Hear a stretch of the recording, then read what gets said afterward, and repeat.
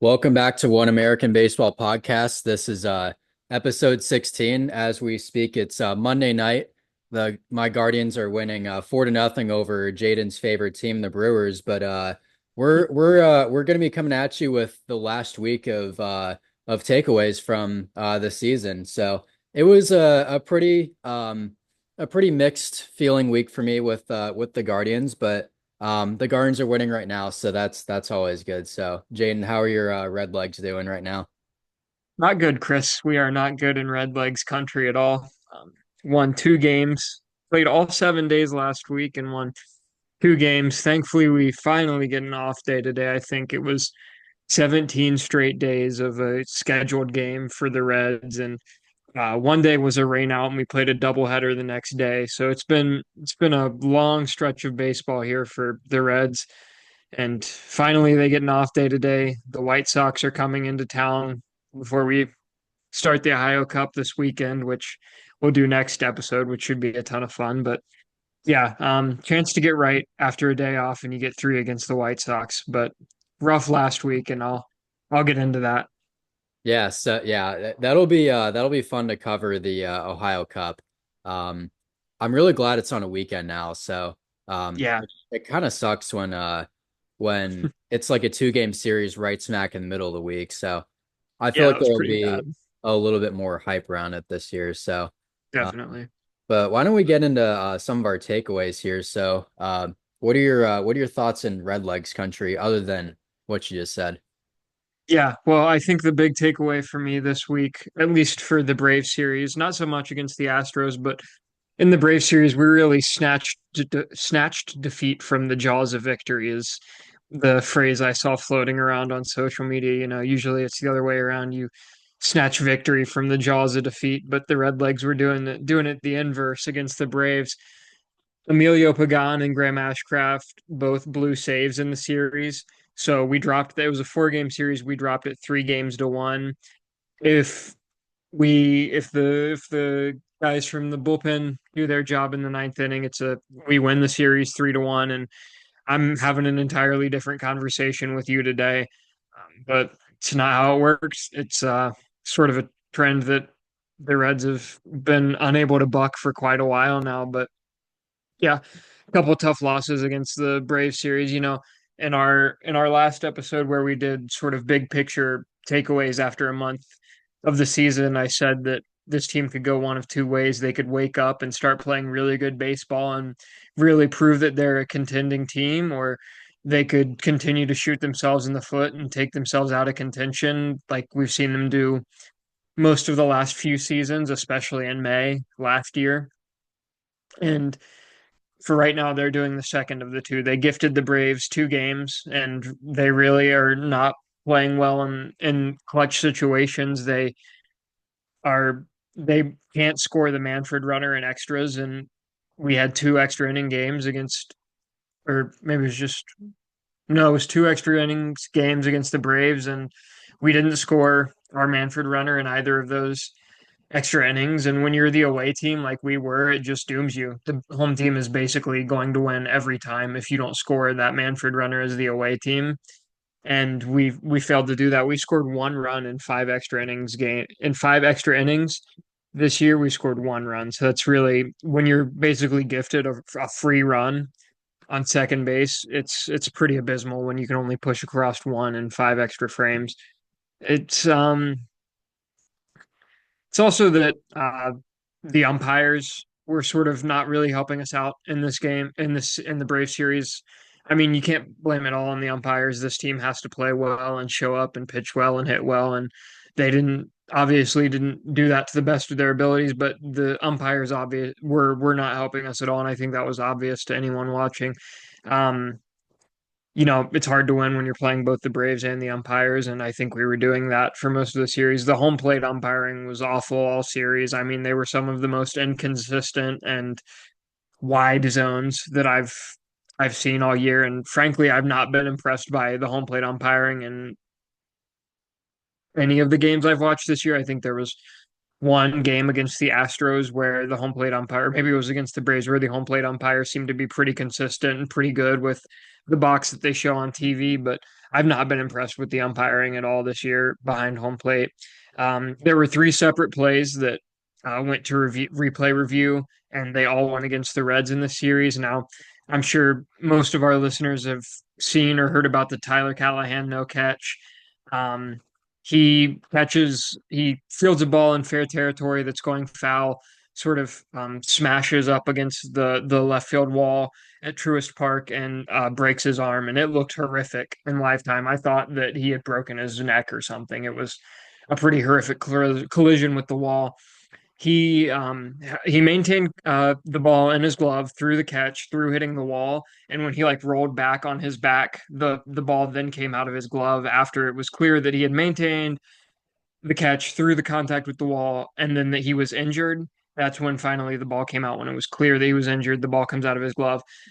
Now, technically, by the rules, you have to be able to voluntarily remove the ball from your glove for it to be considered a catch. Now, I've seen a lot of calls in Major League Baseball where that's not that technicality is never brought into question. So by the rules, technically, it was the correct call that that was a no catch, but it still feels really wrong to not call it a catch when you watch the when you watch the play. He maintains the catch through pretty much the most violent part of the play, and then drops it after he's very obviously injured. Trent Grisham for the Yankees earlier this week flipped a ball out of his. It was the third out of the inning. He flipped a ball out of his glove really playfully. It flipped it to Judge just out of his glove. Didn't take it out. Just flipped his glove. The ball comes out and falls in the outfield.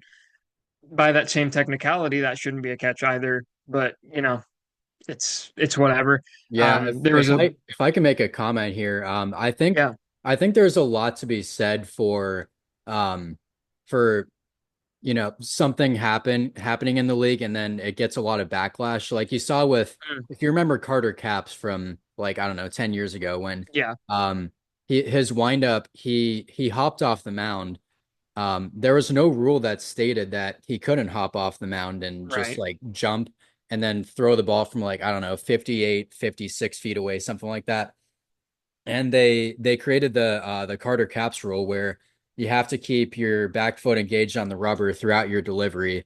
So you can't just hop and throw it. So I feel like if there's a situation extreme enough where that happened, like you said, it was the correct call to have Hmm. Tyler Callahan have a no catch, but it's just like that's just kind of ridiculous. Like that situation kind of brought to light how ridiculous that rule, and I feel like there's definitely grounds for it to be changed in the future. So Definitely, yeah. Yeah, I was pretty upset by that one. Another one I was upset by was the Blake Dunn phantom foul tip that happened in one of the games. It was called a foul tip off the knob of his bat at the plate.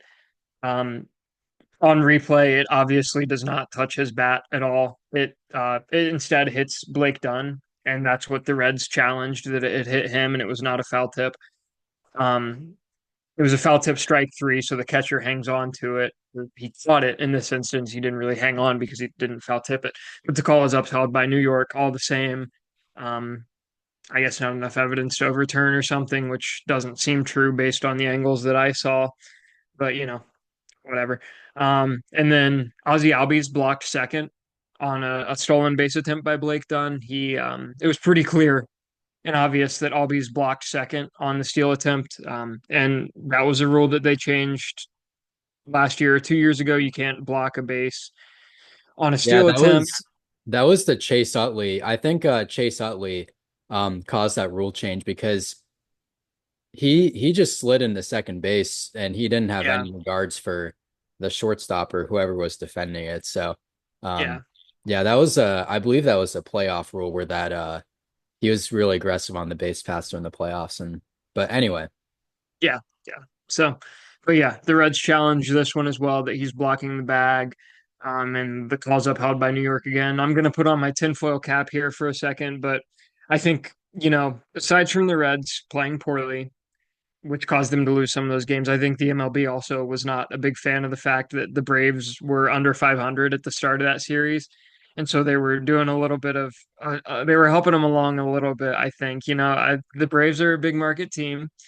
the MLB wants them to do well because it helps their ratings and brings in more revenue. So I'm gonna put on my tinfoil cap and say maybe there's something behind some of those missed calls. But again, it's more the Reds' fault that they lost those games than the umpire's fault, but still pretty frustrating Yeah, to watch. tinfoil caps are celebrated around here. I had the same sort of tinfoil cap when it came to the Yankees Guardians ALCS last year when I had just such a hunch that they were using dead balls when they were pitching to the Guardians, and then they were using juice balls when the Yankees were hitting. Some of those hits just didn't make any sense to me, but that's a conversation for another day. Yeah, we might get into that in the off season. We can do a tinfoil cap episode or something. But after the Braves series, the Reds head over to Houston. They dropped two of three there. They were shut out in both of their losses in that series, and then they scored 13 in the other game that they won. So sort of the same feast or famine thing that we've seen from most of them from them most of the season. They have seven shutout losses this year. That's the same amount as the Pirates, who are a really bad team. The Reds not as bad as the Pirates by record, but same number of shutout losses. They have the second most strikeouts of as a team this year, only nine behind the Rockies, who are an even worse team than the Pirates. Probably they are the worst team in Major League Baseball right now. So we're striking out nearly just as much as the Rockies, which is not really ideal. We have the fourth highest strikeout percent in the majors, but we also have the fourth highest walk percent in the league. So I don't really get that. I don't, striking out and walking a lot doesn't lead to much success, it seems, because you're just taking first base and then guys are striking out and you're not really moving runners over. But yeah, it's weird that you can be so good at walking and also so good at striking out. I feel like they don't really go hand in hand like that. But I think, my all of this to say that it feels like the same old Reds that I'm watching again this year. Ownership distracted us with the Tito Francona hiring, knowing that it's cheaper to hire him for 3 years than to go out and get actual like major league talent. And they tell the fans, oh, we got a manager with a winning pedigree. He's gonna win. He's gonna bring winning baseball back to Cincinnati. And they know full well that Tito can only do so much, and it's cheaper to just to run him out there and convince the fan base that you're committed to winning by hiring him than by actually going to get major league talent. And I mean, like I said, Tito can only do so much. We have given him a lineup with probably the one of the worst depth lineups in Major League Baseball because, it just feels like this team can't draft or sign free agents properly. We can't develop outfielders. The last outfielder that this organization has like actually developed that we haven't traded for or traded away was Jay Bruce, and that was, a long time ago. Ownership, it feels like they're just committed to being middle of the pack at best and hoping that that's good enough one year to make the playoffs, and they want to do it as cheaply as possible too. And it feels like that's why this organization is not going to sniff the playoffs with the Castellinis at the helm. Kirk Street is as fed up as I am, so it's nice to know that I'm not alone and that Herbie is also pretty fired up about it. He tweeted out his frustration with the Reds over the weekend after the Astros series, and uh, I don't know how much money Herbie has, but I think him and some friends need to rally together and maybe buy this team. And I'm half joking when I say that, but uh, we've seen how much teams succeed when owners spend money as fans and not as business people. You look at the Mets with Steve Cohen, or the Padres before their former owner Peter Seidler passed. Those two guys are at the forefront of my mind. Is like those are guys who are spending money because they're fans of the teams that they own and they want to see those teams succeed. They're not really in it to make money. And you look at the Mets and the Padres as of late, both of those organizations have seen success when they go out and spend money because their owners are spending money because they want to see the organization succeed. They don't really care about the cost. And I would love to see that happen for the Reds. I don't think it will, but maybe Kirk Herbstreit will inspire somebody to do something. Um, I think a lot of our problems stem from being too passive at the plate as well. We're just watching too many strikes go by, and especially in two strike counts. You know, one of the first things I remember learning in baseball is, aside from your first step is always back when you're playing the outfield and it's a fly ball, is that if a pitch is close with two strikes, you better swing because you going down looking is the worst thing you can do at the plate. You don't want to go down looking. So if a pitch is close, put a swing on it, try to foul it off. If you strike out swinging, that's better than striking out looking on a called strike three that was too close to take. And I feel like for whatever reason, this team is just not doing that. They're also struggling to make good contact on pitches down the middle or, you know, pitches to hit in the zone. And it leads to really not hitting well with runners in scoring position. Or if you get into an advantage count where the pitcher has to give you something to hit, you know, you're not making good contact on those. And that's going to lead to a lot of offensive struggles as well. Um, Something on Reddit that I've seen some people talk about is that this offensive style is something that Tito's teams are known for. I wanted to get your opinion on that since you've seen quite a few Tito managed teams, and this is our first season of that in Cincinnati. Is that something that you've sort of experienced that they're a lower scoring offense that sort of can go cold for stretches? Yeah, I definitely there's been a lot of cold stretches with those Indians teams. I think that they got away with it with how like in the mid to late 2010s when we had Lindor, Ramirez, Edwin, we had Jay Bruce for a spell. Like we had some really legitimately good hitters, and I think that that sort of made up for the fact that um, Tito's I guess I think a lot of it rests on the hitting coach as well. You guys have Who was the same yeah, you guys have in both Cleveland and Cincinnati? Chris Valaika, I believe, is your Chris hitting Vallega, coach right yeah, now. yeah, So I feel like you're seeing a lot of similarities with the Reds offense this year. Maybe not like how hot and cold they are. I think the Guardians offense was a little bit more consistent last year, but um, the Tito led teams are they're really not known for offense.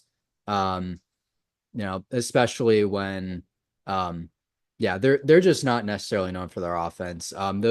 Those Indians teams are really good, had really good starting rotations and a really good bullpen. So with an above average offense, and that's how they won a lot of ball games. So um yeah, that's pretty much all yeah. I And that have was there. sort of my next bullet point was that, that works fine if you have an elite pitching staff and a bullpen, but we don't really have that luxury right now. I mean, it feels like we're close to being there, but we're not quite there yet. And that's why we're not winning these games. And like you said, you guys had sort of those rocks in the lineup, those guys that you could always depend on, Lindor, Ramirez, and the Reds really don't have a guy like that right now. Austin Hayes seems to be that guy when he's healthy, but we just got him back from the injured list for the second time this season. So hopefully he can stay healthy and provide some consistency in the lineup, and maybe we'll see the Reds get hot. But uh, yeah, for right now, it's sort of feast or famine. Um, and the last thing from this week is just the injury bug got us really good this week. It was a lot of injuries this week for the Reds. Obviously, Tyler Callahan breaks his arm. He's going to be out for quite a while. He's on the 60-day IL. Noelvi Marte has a grade 2 oblique strain. He's going to be out for multiple months. Tyler Stevenson had a grade 1 oblique strain coming out of spring training, and he was out for the first month of the season. So grade 2 is obviously worse, and so Noelvi will be out for quite a while. Jake Fraley is out with calf soreness. He's going to be on the 10-day IL. Hunter Green, in his start against the Braves, he felt something grab in his groin, and he's got a groin strain. He'll be on the 15-day IL, so he's going to miss two of his starts. He missed the first of them yesterday against Houston, so hopefully just one more for Hunter Green, and he'll be back. But that was a tough one. Christian Encarnacion Strand and Jamer Candelario both haven't resumed baseball activities yet, so they're still continuing their IL stints. And then all these injuries happen, and we have to go trade for Connor Joe. We traded a minor league pitcher to the Padres for Connor Joe. Reds fans all remember Connor Joe as a Pirate. He was in the Padres minor league system. He can play corner outfield spots and first base as well. He was worth zero point 0.6 BWAR last year and put up a 93 OPS plus. So he's not a bad player, but it just points to the lack of depth in this organization, that it's another, bench guy, a guy that you just have on your bench for depth. And we're forced to run him out there as a starter because we don't have any depth in the organization. There's no one to call up or anything like that. And so it's just the injuries really make the holes in this lineup even more apparent. And yeah, like I said, it's been a pretty rough week. Thankfully, I mean, after the last week of baseball I watched, it feels like we're sort of in the same position as the 7-win Rockies, and we're not. We're 2 games under 500. It's May 12th as of recording. We've got the White Sox coming to town. I mean, by Friday we could be a game over 500 again, and then maybe we get hot. But um, yeah, just a rough week of baseball. But I still have a little bit of hope. I don't want it to seem all doom and gloom. I saw a clip from another Reds podcast, and they're sort of a pretty doom and gloom podcast at times, and I don't they blame were them. being fairly positive about where this team is at. Where it so it could be okay. I don't want to say it is going to be okay, but it maybe not as bad as it seems. Yeah, and Tito isn't going anywhere, so you have that going for you, as Yeah. opposed to the Rockies. We're gonna get into the whole Rockies situation later, but yeah, if I could add anything to that, Hunter, I saw the interview that Hunter Green had immediately following his start, and he didn't Mm, seem too worried about he yeah. was really just being careful with his groin. It didn't feel right, so he was just preventing any long-term issues that pitching through it may have caused, which, that was kind of a frowned upon thing, even Hmm. a decade or two ago, but that's a celebrated thing today. Yeah. Um, Yeah. so it doesn't seem like Hunter Green is gonna miss more than two starts. So Yeah. He um shouldn't be out for long. yeah. So moving on to my Guardians. We lost a few games this week. Um the games that we lost though were a little bit out of character. So the bullpen was kind of a liability. The bullpen's been kind of fine all year, but in the loss against the Nationals, the game one of the Nationals way back on Tuesday, it was a 10-9 loss. Kate Smith was charged with four of the runs that he gave up in the eighth inning, but Hunter Gaddis came in relief of Kate Smith, and he gave up a pretty big base hit.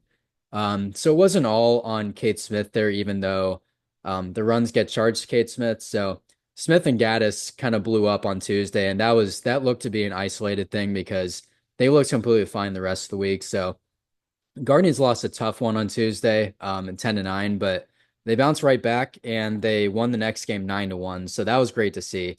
Um, and that's sort of a common theme this year is when the Guardians are faced with adversity, and really the last couple years, when the Guardians are faced with adversity, they really rise above. They could go one of two ways. They can sulk and feel sorry for themselves and just be on a negative trend, or they can learn some lessons from their loss and just wipe a clean slate. And that's a really hard thing to do. So a lot of credit to the Guardians for bouncing back and winning game two in a commanding fashion on Tuesday. So Matt Festa gave up a few runs in game three for versus the Nationals. Didn't turn out to matter. We ended up winning that game 8-6. Um, Great comeback win on game three against the Nationals also. Um, Toughest loss of the week was the loss on Saturday against the Phillies. So Joey Cantillo, he gave up 5 runs the eighth inning. Um, Game two versus the Phillies. That's tough to see. Ranger Suarez had a great start, and we just couldn't really do anything against him. So that happened. We would have lost that. Probably would have lost that game regardless. So, but Cantillo had a meltdown in the eighth inning on I believe it was Saturday, and then yesterday against Kyle Schwarber, Tim Herron gave up a 2-run homer against um so that Guardians lost 3-0. Zach Wheeler had a phenomenal start. You just when the Philly starters, when Suarez and Wheeler have as good a starts as they do, there's really not much you can do. You got to tip your cap at a certain point. And the Guardians offense was completely fine this week. They scored 9 runs in their loss against the Nationals. They scored 9 runs the next game, scored 8 runs the next 2 games. So, um, or at least the next game. So the offense looked really good this week. They had a lot of contributing factors. Carlos Santana is heating up. That's one of the biggest storylines I had from this week. Not very much in the that I haven't already said in previous episodes, but Carlos Santana is starting to look good. He had 8 RBIs. He had a bases clearing double that sparked a comeback rally against the Nationals on Wednesday in that 8-6 win. So that was great to see.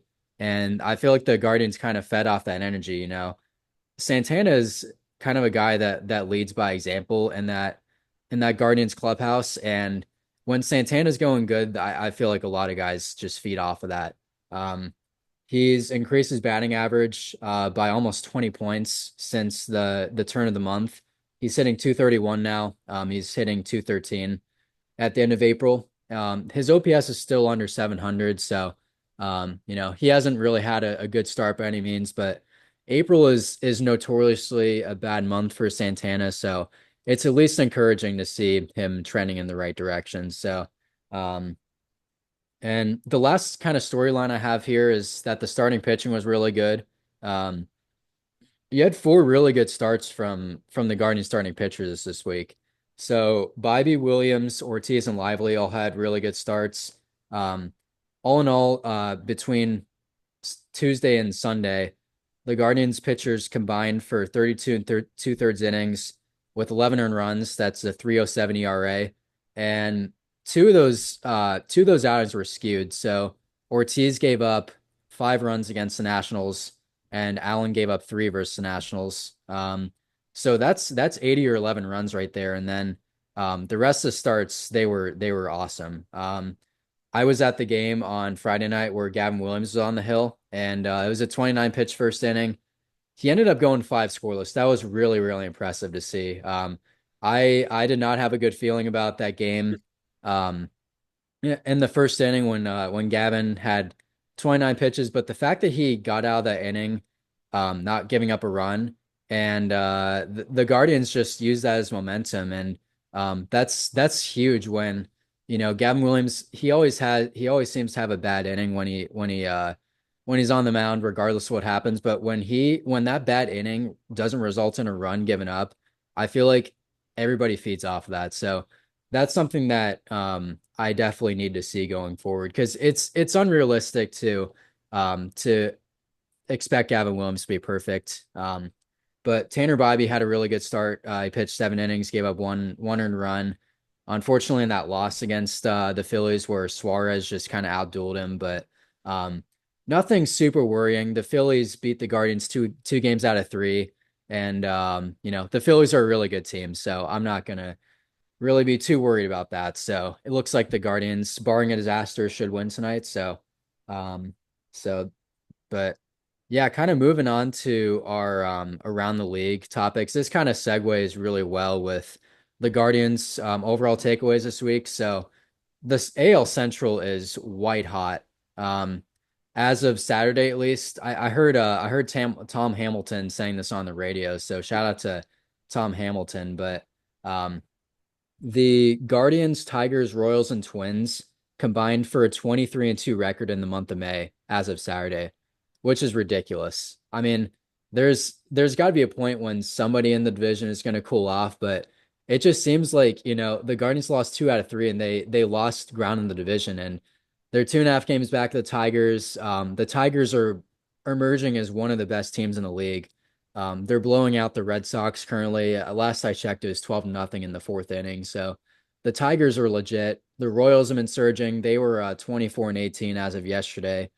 And all of a sudden, the Twins are 5 games back. They're over 500 now, and they've won 8 in a row going into tonight. I think a big reason that the Twins have sort of had a resurgence is that Royce Lewis is off the injured list, and Byron Buxton's been healthy all season. Byron Buxton's had a really good season, and Royce Lewis, I feel like can jumpstart that offense, and also Joe Ryan has had a really good season. So, um, it the AL Central is looking to be a really exciting race as an overall baseball fan, but really stressful race as a Guardians fan. So um, Yeah, I'm tired of the AL Central doubters.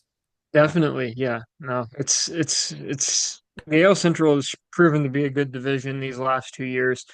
It's kind of funny that four teams in the AL Central have combined for less losses in the month of May than the Reds have. They have less losses than the Reds, those four teams combined. So that's kind of demoralizing, but that's all right. Sort of keeping in trend with teams being really hot. The St. Louis Cardinals have won 8 in a row as well. They're up to 22 and 19, and they're up 3-2 on the Phillies right now. So I hate to see that. But it doesn't feel as stressful for me at least right now because the Reds aren't really winning games, so it's not as frustrating to see other teams winning games either. But yeah, this will be an exciting division for me to watch as someone who gets to keep up with the Guardians through this podcast and through sort of our friend group. But I don't have to worry about the Guardians winning it necessarily, so it'll be a fun one for me to keep an eye on. One of my storylines from around the league this week was this is sort of out of Major League Baseball, but in the baseball sphere. John Boy, uh, the guy who runs all the John Boy Media stuff on YouTube and all of social media, he was posted a video to Instagram where he was advocating for the double first base like you see in Little League. He posted a compilation video of a bunch of collisions that have happened at first base over the last few years. And I was just wondering what your thoughts were. I was gonna put my thoughts out there as well. I think it's a good idea. It doesn't really affect the game in any way. I happened to be watching the game where Luis Ariz had that really violent collision at first base a couple weeks ago, and he was out with a concussion for a little while. And I think, we're lucky that Luis Ariz only had a concussion after that because they had to stretcher him off the field and everything. And these guys are getting bigger, they're getting stronger, the game is moving faster. Um, and like I said, it's not like you're doing anything to really change the game. These guys have to run in foul territory anyway on their way to first base. So why not just put the bag there? If you're just running to first base, step on the foul side of the first base bag. We do it in Little League for player safety. I don't know why we wouldn't do it at the majors. Yeah, I have a pretty similar opinion on the double first base situation. I don't think it's really invasive on the game. I think a lot of baseball purists will be really against it just because Yeah. people just love tradition, especially in baseball. But um, I think, that limits, it'll at least mitigate some injuries. Right. You hate to see Luis Ariz go down with an injury like that. That was like that looked really bad. Yeah. I'm shocked that he had only concussion. Yeah. Is he back? I'm not sure. At I believe he is back, yeah. And then I think Wow. Tristan Casas as well was a first base sort of. He got his feet tangled up at first base, and that led to him rupturing his patella tendon. Yeah, Um, we had a scare with Jose Ramirez last week where it was luckily just a mild ankle sprain. It wasn't really actually that wasn't really a collision, but it was more so Jose overextending his leg mhm, trying to beat out a infield single. But anyway, yeah, yeah, running to first base is dangerous, and I feel like there's been an explosion of injuries that mhm, happen at first base. I don't yeah, know if it's just more media coverage or if it's, really like a statistical thing that has happened recently. So yeah, but yeah. No, I agree that baseball is full of like purists and people who love tradition. We saw that with the pitch clock and the Manfred runner and all of that. People were up in arms about it. I still don't really love the Manfred runner to be honest, but I like Yeah, I think if I clock. could get rid of one of the new rules, it would probably be the Manfred runner. Yeah. But yeah, I like the pitch clock. I think a double first base isn't gonna like affect the game in any way, and it's gonna keep Yeah. guys healthy, which is really at the end of the day what the most important thing is. I mean, this is a career for guys, and you don't want it to affect their lives once they're done playing, or affect their playing careers. So yeah, that's my take on it. Hmm. Um, I'll roll into my next one here. It's another sort of silly one. I'm more of the around the league. I find the human interest things. For sure. The new pope. We have a new pope, Chris. Neither of us are Catholic, but we were No. sort of keeping up with it. So if we have any Catholic listeners, I'm sure this will be an exciting segment for them. But Yeah, comment down below if you're Catholic. I know that I don't really I get into our analytics, but one of the thing religion is not one of the things they ask about when and you make I don't think we your have any listeners profiles. from the Vatican yet, but maybe we'll get No, there maybe one we day. will. We have several countries of listeners now, so Yeah. But the new pope he's from Chicago, the first American pope, and he is a White Sox fan. Um, I think, if the Sox get good now, we know who to thank, and maybe you and I start to question if maybe we need to get into the Catholic Church and start asking for some wins for our ball clubs. An interesting question that I sort of thought up was, is this going to affect White Sox fandom? I mean, Catholicism is one of the biggest religions in the world. It's very prominent in Europe and South America. Baseball is very prominent in South America. Not as prominent in Europe, but I think it is definitely growing over there. And, you know, people who are Catholics, do they just start rooting for the White Sox because the I Pope is a White I Sox think fan? I think that's a really interesting question because you see with Notre Dame, like the effect that Yeah, Notre Dame has had on like the amount of Catholics that are Notre Dame fans is actually crazy. yeah. Um, Now in like European countries, like baseball is catching on in a lot of those countries, but it I'd like to I really am tempted to compare it to the Dodgers with Hmm. Shohei and Roki Sasaki coming to the Dodgers, but I know like and with all the Japanese fans that have come along with it, but that's Hmm. not at all the same situation. You don't have somebody from the Vatican, like prodigy coming from the Vatican who's Yeah, next, Mike Trout or Bryce Harper or somebody. So um, it's not really the same situation, but that is a really interesting question. So yeah. I think it'll um, be interesting to keep an eye on, maybe. yeah, this whole thing, originally he was rumored to be a Cubs fan, and Hmm. it just kind of gave me Seinfeld vibes where um they were like, "Oh, he's a Cubs fan. Oh no, he's actually a White Sox fan." And then there was just all this hate from Cubs fans um of the Pope being a White Sox fan and that kind of thing. So but he was spotted in whoever pulled this clip out, shout out to them. I don't know how they got a hold of this, but he was randomly spotted in a crowd on TV during the '05 World Series. So Yeah, that's some next pretty level. wild. Yeah.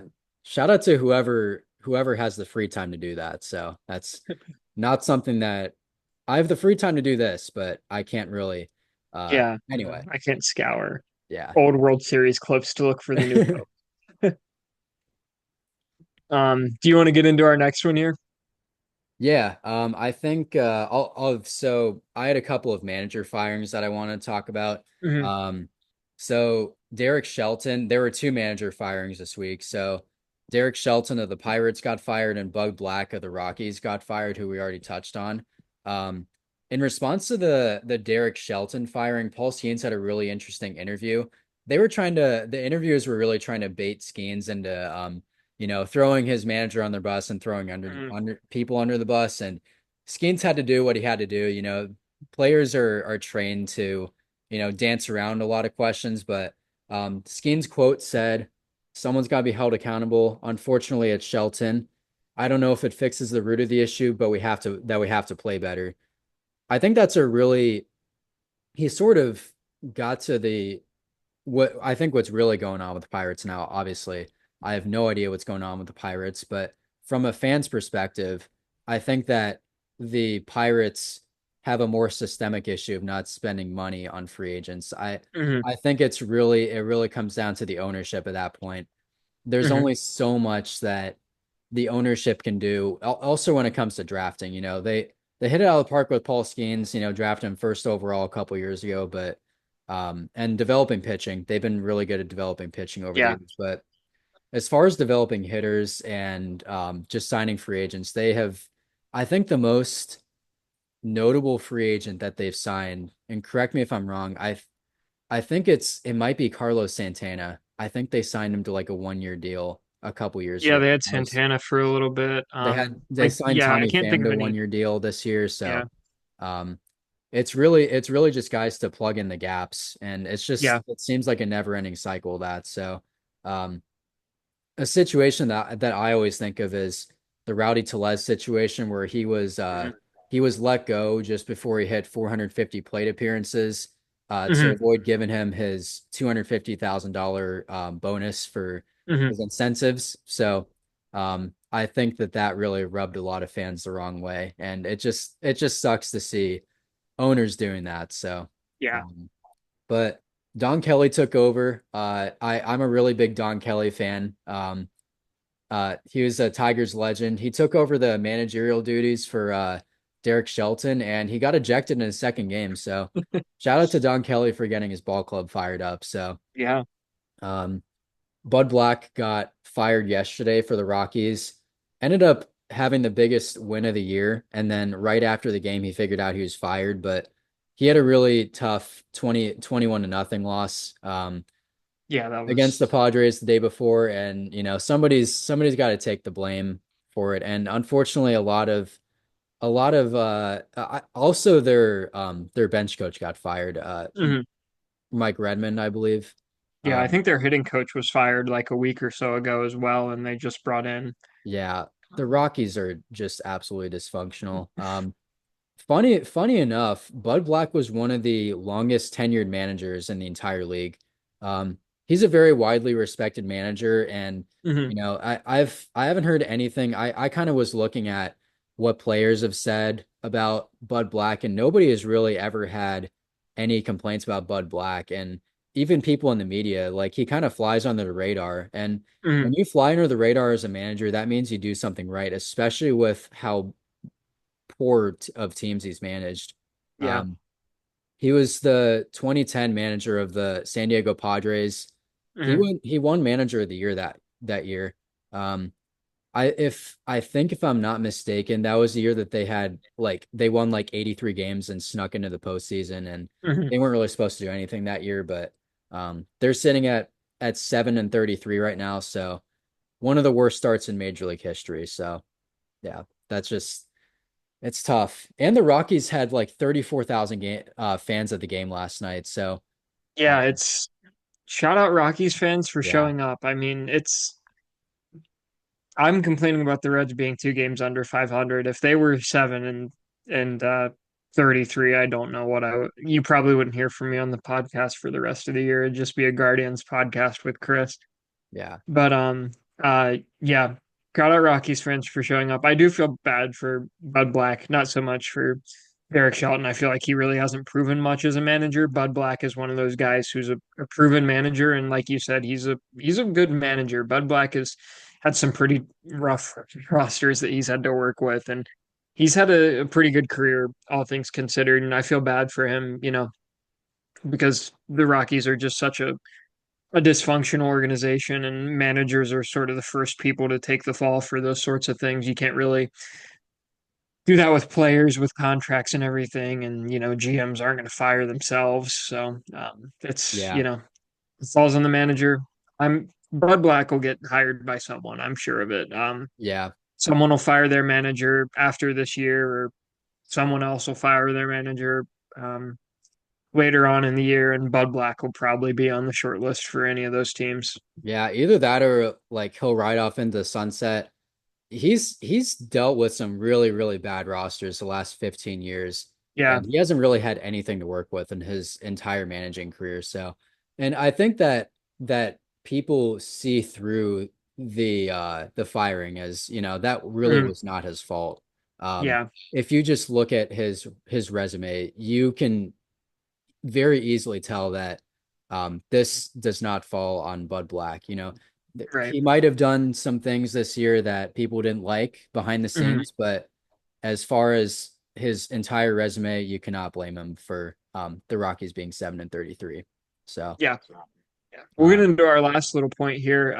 It's more Rafael Devers drama. If you remember one of our spring training episodes, Rafael Devers was asked to move from third base to DH when the Red Sox signed Alex Bregman, and he was not happy about that, and we sort of covered that a little bit. They came to him late last week and asked him to play first base after the Tristan Casas injury that's going to have him out for the season. And Devers came out and said that he was upset that they would even ask that he would move to first base because they told him after he moved from third to DH that he would be the permanent DH. He wouldn't have to worry about playing the field. Now they're asking him to move to first. And I think, partially I can get it from his perspective. If they told him, you're just going to have to worry about DHing, you're not going to have to worry about fielding. Baseball players are pretty routine oriented guys. I can see him that getting in his head. And then, when they ask him to move to first, it upsets him. So I can understand where he's coming from a little bit, but I think at the same time, you need to do whatever it takes to help your team win. He said just go out and get someone on the market, and sometimes it's not as easy as that. Um, if he's capable of playing first base, I think probably he should. And it's not like first base is a hard position to play.